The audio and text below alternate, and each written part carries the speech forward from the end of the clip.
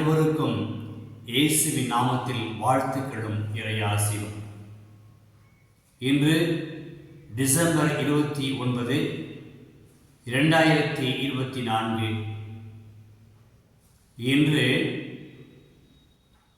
இயேசு, மரியா, யோசேப்பின் திருக்குடும்ப பெருவிழா.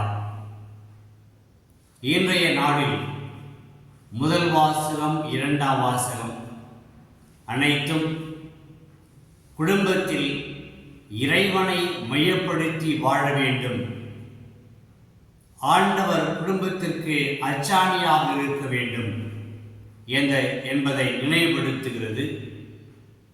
ஆண்டவரை மையப்படுத்தி வாழுகின்ற ஒரு நம்பிக்கைக்குரிய வாழ்க்கைக்கு நம்மை அழைக்கிறது.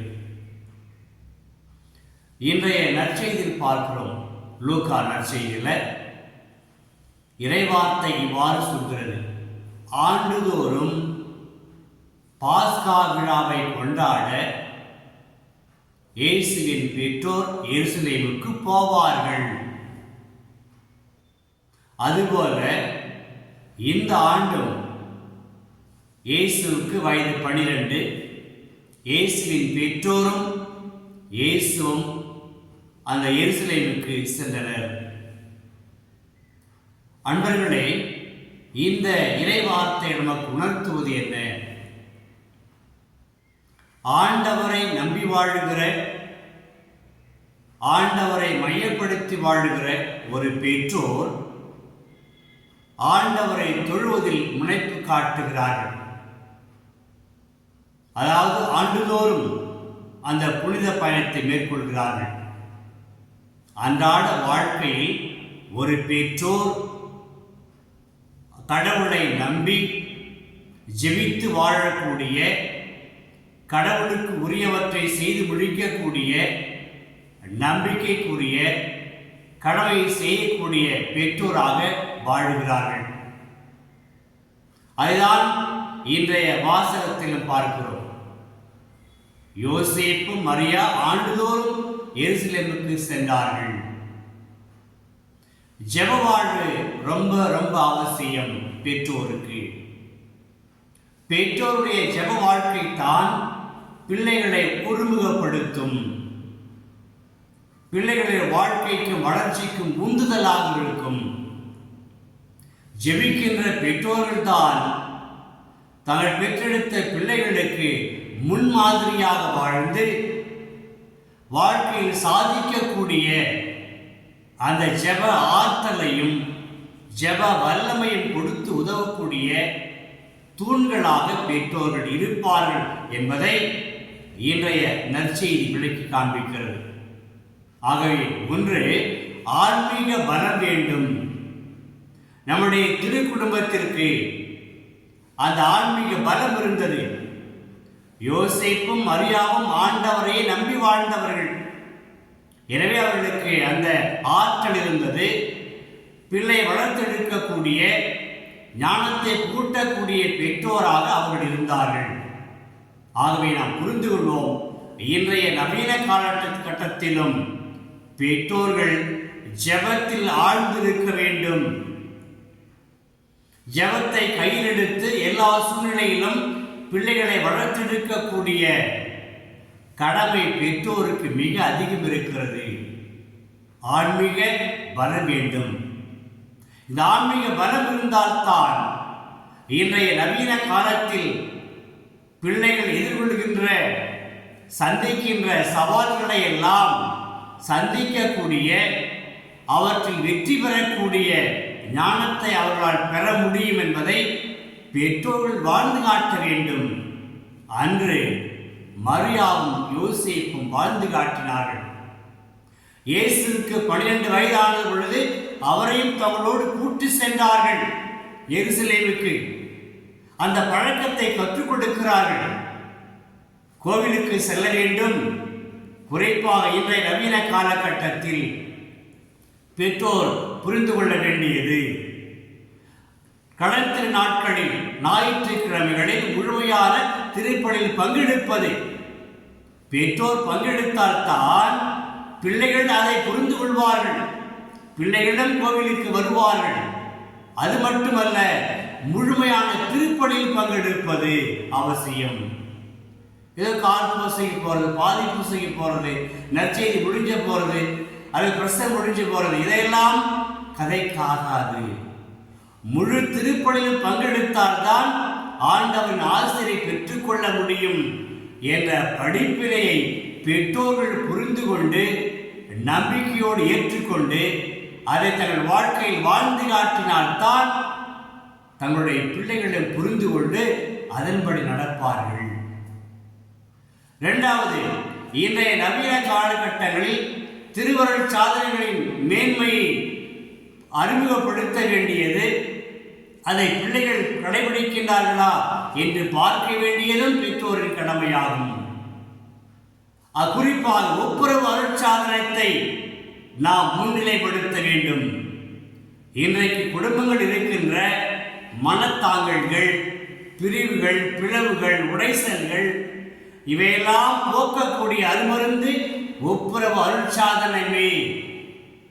எந்த பெற்றோர், எந்த கணவன் மனைவி இந்த ஒப்புரவு அருட்சாதனத்தை முறையாக பெற்றுக்கொண்டு வாழ்கிறார்களோ அவருடைய வாழ்க்கையில் மன்னிப்பு மேலோங்கி இருக்கும். கணவன் மனைவியையும் மனைவி கணவனையும் ஏற்றுக்கொண்டு பெற்றோராக வாழக்கூடிய அந்த மேன்மையான மனதில் வாழ முடியும். காரணம் அந்த ஒப்புரவு அருட்சாதனத்தின் பேருவளங்களாகும்.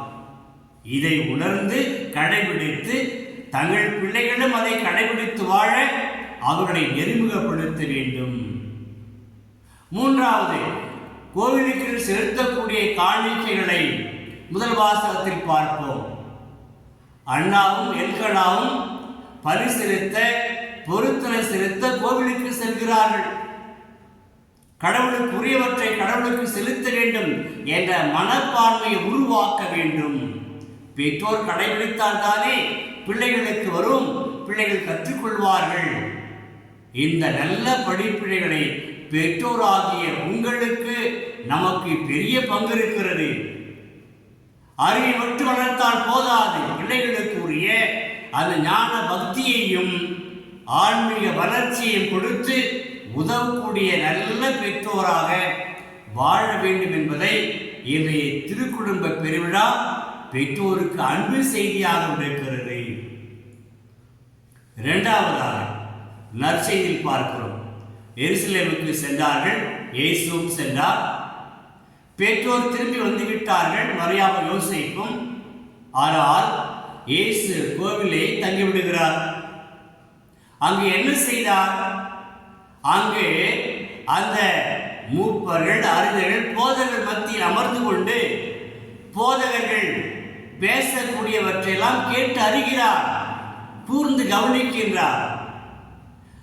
இவரும் கேள்விகளை கேட்கிறார். அந்த போதகர்கள் இவருடைய கேட்கும் திறனையும் புரிந்து கொள்ளும் திறனையும் கேட்ட கேள்வியை பார்த்து மனைத்து போனார்கள். இயேசுக்கு வயது 12. அப்ப 11 ஆண்டுகளாக பெற்றோருடைய வளர்ப்பு அங்கு தெரிகிறது.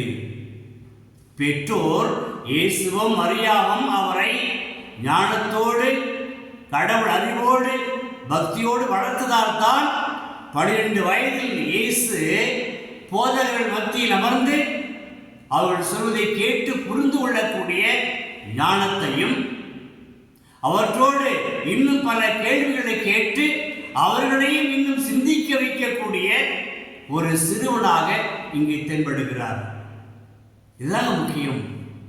பெற்றோர் தங்களுடைய உரையாடல்களில் நல்லவற்றை வீடுகளில் பேசுகிற பொழுது, நல்லவற்றை பகிர்ந்து கொள்கிற பொழுது, பிறரை பற்றி நல்லவற்றை பேசுகிற பொழுது, இறைவனை பற்றி பேசுகிற பொழுது, நம்பிக்கை அளிக்கக்கூடிய விசுவாசத்தை பற்றி பேசுகிற பொழுது பிள்ளைகளும் பெற்றுக் கொள்கிறார்கள். இறை ஞானத்தையும் பக்தியையும் பெற்றுக் கொள்கிறார்கள். அதனுடைய வெளிப்பாடு தங்கள் தரப்பில் வாய்ப்பு கிடைக்கிற பொழுதெல்லாம் அந்த பக்தியையும் விசுவாசத்தை வெளிப்படுத்துகிறார்கள். குறிப்பாக இறை ஞானத்தை வெளிப்படுத்துகிறார்கள். அன்று இயேசு வெளிப்படுத்தினார். போதகர்கள் மலைத்து போய் நின்றார்கள்.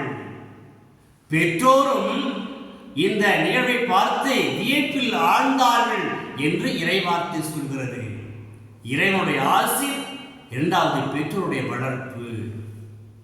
இறுதியாக நற்செய்தி சொல்கிறது, இயேசு உடல் வளர்ச்சியிலும் ஞானத்திலும் மிகுந்து, இரண்டு வார்த்தைகள், உடல் வளர்ச்சியிலும் ஞானத்திலும் மிகுந்து வளர்ச்சி பெற்று கடவுளுக்கும் மனிதருக்கும் உகந்தவராக வாழ்ந்தார். எப்படி உகந்தவராக வாழ்ந்தார்? நாசரேத்தில் இயேசு தன்னுடைய பெற்றோருக்கு பணிந்து கீழ்ப்படிந்து கற்றறிந்து நல்ல மகனாக சிறுவனாக வளர்கிறார். நல்ல பழக்க வழக்கங்களை கற்றுக்கொள்கிறார். இறை ஞானத்தை கற்றுக்கொண்டார். கடவுளை புகழ்ந்து பேசக்கூடிய, கடவுளை போற்றக்கூடிய, ஜெபிக்கக்கூடிய, உண்மையாக ஜெபிக்கக்கூடிய ஒரு சிறுவனாக அவர் வளர்கிறார். அப்ப கடவுளுக்கு உகந்த ஒரு மகன், பிறருக்கும் மனிதருக்கும் உகந்தவராக எப்படி? பிறரை போற்றக்கூடிய, பிறரை பற்றி நல்லவற்றை பேசக்கூடிய, பிறரை பாராட்டக்கூடிய இந்த பண்பெல்லாம் இயேசுவுக்கு எங்கிருந்து வந்தது?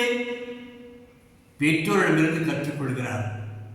ஆக மரியாவும் யோசேப்பும் இந்த நல்ல பண்புகளை கற்றுக்கொண்டு வாழ்ந்ததால் தான் தன்னுடைய மகன் இயேசுவும் இந்த நற்பண்புகளை கற்றுக்கொண்டு மனிதருக்கு உகந்த மனிதராக, எந்த வயசுல 12 வயதில் தொடங்கி குறிப்பாக அதற்கு பிறகு தன்னுடைய பணி வாழ்க்கையில் வாழ்ந்த 3 ஆண்டுகளில் மிக சிறப்பாக மனிதரை போற்றக்கூடிய, மனிதரை பாராட்டக்கூடிய, மனிதரை வாழ்விக்கக்கூடிய அனைத்து நற்பண்புகளையும் இயேசு கற்றுக்கொண்டார் தன்னுடைய பெற்றோரிடத்திலிருந்து. இறுதியாக அன்பர்களே, ஒன்றை சொல்ல விரும்புகிறேன். பெற்றோராகிய உங்களுக்கு இந்த நம்முடைய அந்த திருக்குடும்பத்தில் இருந்த தலையாய பண்பு என்ன?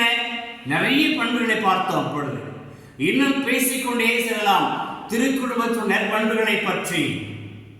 தலையாய பண்பை பற்றி பேச விரும்புகிறேன். அது வேறொன்றுமல்ல, அந்த திருக்குடும்பத்தில் வாழ்ந்த மரியா, யோசேப்பு, இயேசு இவர்கள் பிரமாணிக்கமாக வாழ்ந்தார்கள். பிரமாணிக்கம் யாருக்கு? பிரமாணிக்கம் கடவுளுக்கு பிரமாணிக்கமாக வாழ்ந்தார்கள், மனிதருக்கும் பிரமாணிக்கமாக வாழ்ந்தார்கள், தங்களுக்குள்ளும் பிரமாணிக்கமாக வாழ்ந்தார்கள். ஆக பிரமாணிக்கம் என்பது உண்மையான, நேர்மையான, கடவுள் பக்தி கொண்ட ஒரு வாழ்க்கையாகும். இந்த 3 பண்புகளும் இருக்கிற பொழுது அந்த அவர்கள் வாழ்ந்த ஒரு எடுத்துக்காட்டான வாழ்வை மூவர் மத்தியிலும் ஒரு பிளவுபடாத, ஒருங்கிணைக்கின்ற, ஒன்றுபடுத்துகின்ற, ஒருமுகப்பட்ட ஒரு வாழ்வாக இருந்ததை நாம் திருக்குடும்பத்தில் பார்க்கிறோம். ஆக திருக்குடும்பத்துடைய தலையாய பண்பு அந்த பிரமாணிக்கும் உள்ள வாழ்க்கை தான்.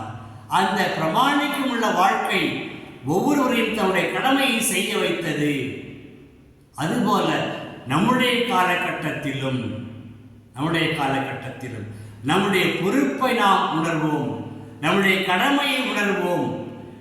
நாம் திருக்குடும்பத்தின் அங்கத்தினர்களே. காரணம், நாம் திருமுழுக்கு பெற்றிருக்கிறோம்.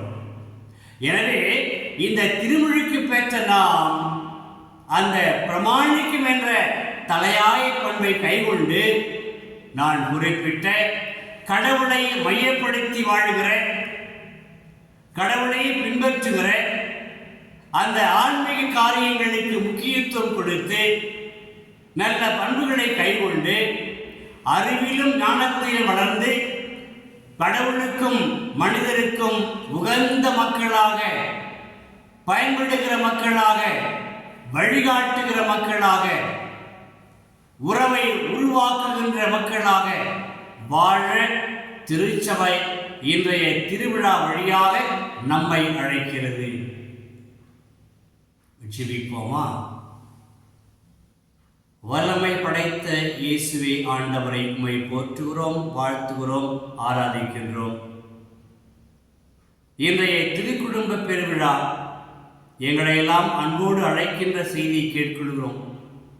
நாங்களும் உங்களைப் போன்று பிரமாணிக்கம் உள்ள வாழ்க்கை வாழ்ந்து கடவுளுக்கும் மனிதனுக்கும் பயன்படுகின்ற, ஒற்றுமையை விளைவிக்கின்ற, உறவை உருவாக்குகின்ற உன்னத மக்களாக வாழ எங்களுக்கு வரம் தாரும்.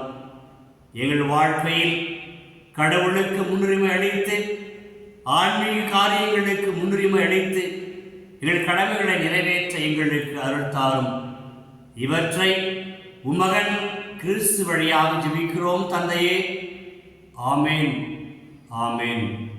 இறைவார்த்தை விதையாக உன் இதயத்தில் விதைக்கின்ற